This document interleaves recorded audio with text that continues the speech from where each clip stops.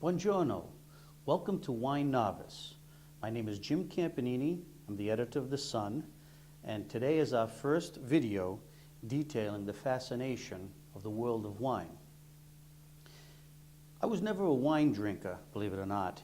In 1998, I took my first trip to Italy with my wife, and we traveled through the countryside outside of Rome to Tuscany, and I was amazed by the vineyards and wine fields and the appearances of the grape that just added so much contrast to the landscape.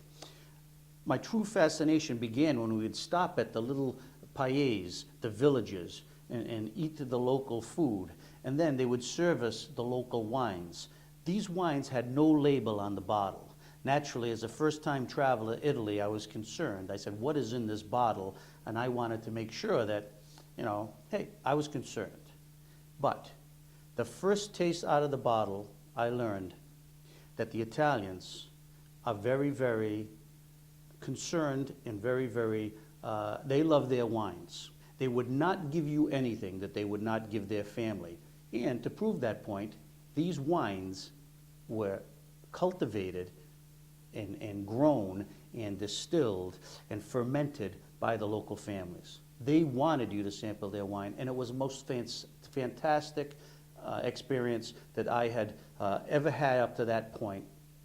And I became fascinated by the world of wine.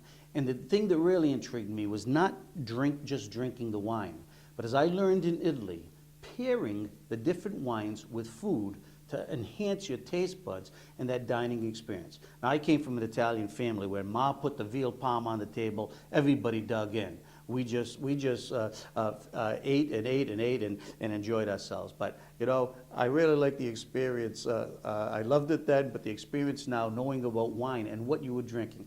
And this is appropriately titled, the show, Wine Novice, for a reason. I am not an expert, but I am trying to learn about wine. I am hoping that we can learn together. I can show you some of the things that I know, and I hope that you will respond and tell me the things that you know, and together we will grow this experience. So I'm going to start right off today. This is a Cabernet Sauvignon by Louis Martini, Napa Valley, 2009. Today we're going to show how we can really enjoy this wine without just opening up, pouring it into a bottle, but actually learning something about it. This is a handy tool, costs a couple of dollars. If you don't have one, you should get one. It's how to break the seal on the wine bottle. See how that comes right off that aluminum so you don't get this caught in your bottle once you open it. This is a rabbit.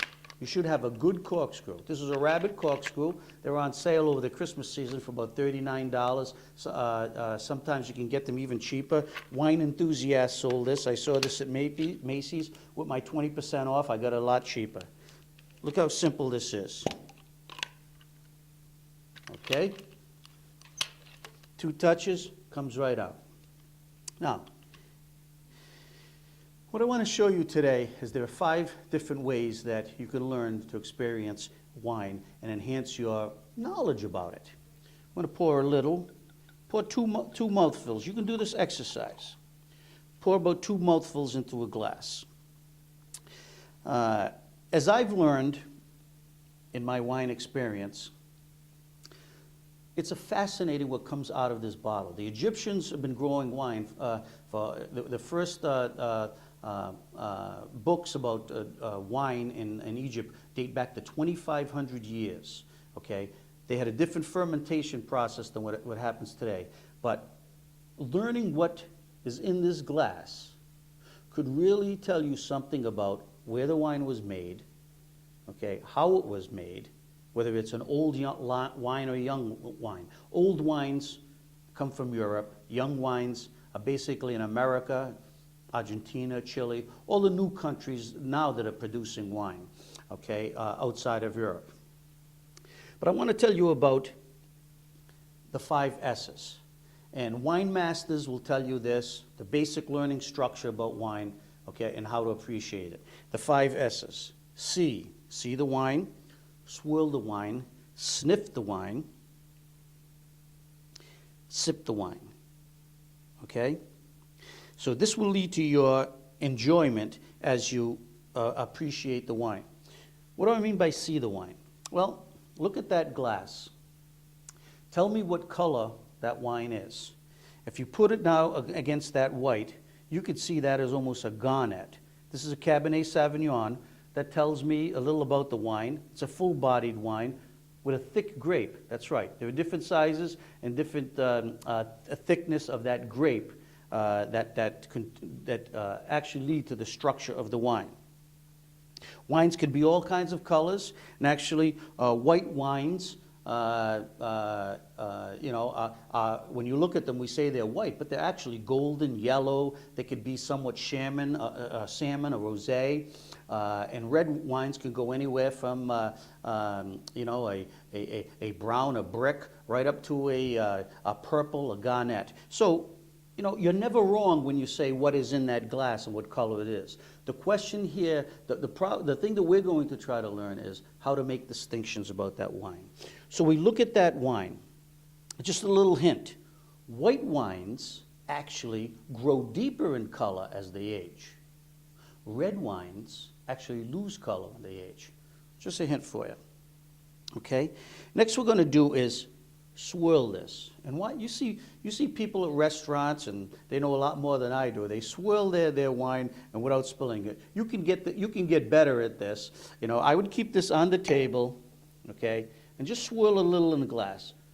Naturally, don't fill it so it's going to overspill, but swirl that. You'll get better at it, okay? Just go slow, start slow, and then boom, you become an expert like me. Look at that. Why do we do that?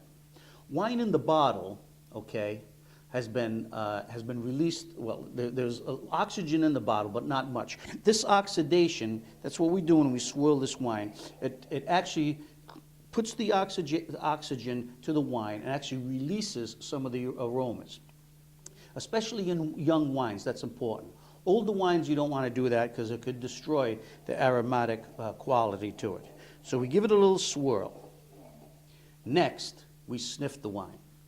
We sniff the wine to actually get the aromas. 3 parts to this, okay? The chest, chin, and nose.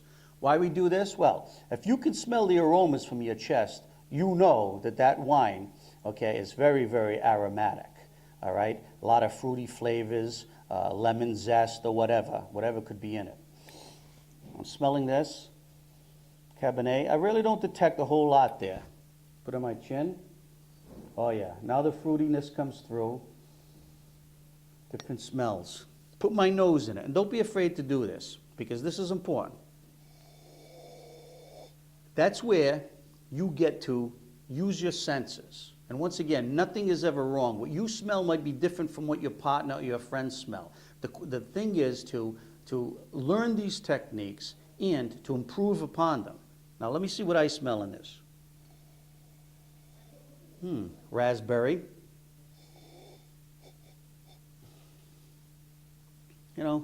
Everybody says there's some leather in there. I don't know what leather really is, but that's not the point.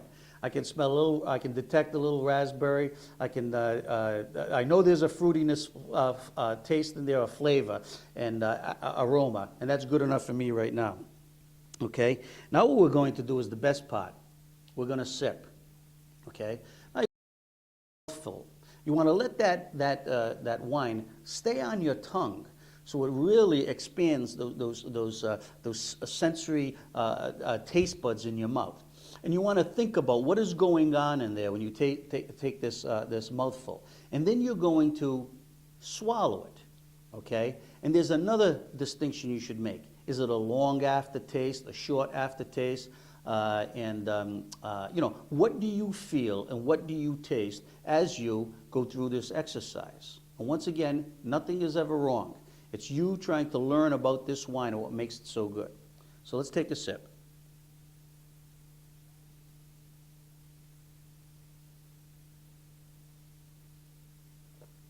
Swallow. Okay, first thing, when I put that on my palate, I can feel everything in the back of my mouth to the middle of my tongue really getting excited, okay? The taste buds are percolating. It knows that something's different in my mouth. And when I swallow that, that's where the taste really comes through. It's a kind of a sweet taste. It's definitely got that almost like a chocolatey aftertaste. Okay, so we can go a whole, there are 200 different aromas that you could have in all kinds of different wines at any particular time, and there are all kinds of different tastes. Once again, it's what you determine to be in that wine. And you know, no one is ever wrong, but the best thing to do is the exercise. Feel this, you know, feel the texture of this wine on your tongue. Okay, experience the taste, and this will lead to your enjoyment of wine. Once again, always have a glass of water with you. Whenever you're doing a wine tasting, it will clear your palate and get you ready for the next tasting that you do. And this, my friends, is a spittoon, because we shouldn't be drinking at work, especially in the middle of the afternoon. So what you do, okay, is when you don't swallow the wine, but you want to taste it and you want to feel it, okay, just like professional wine tasters do.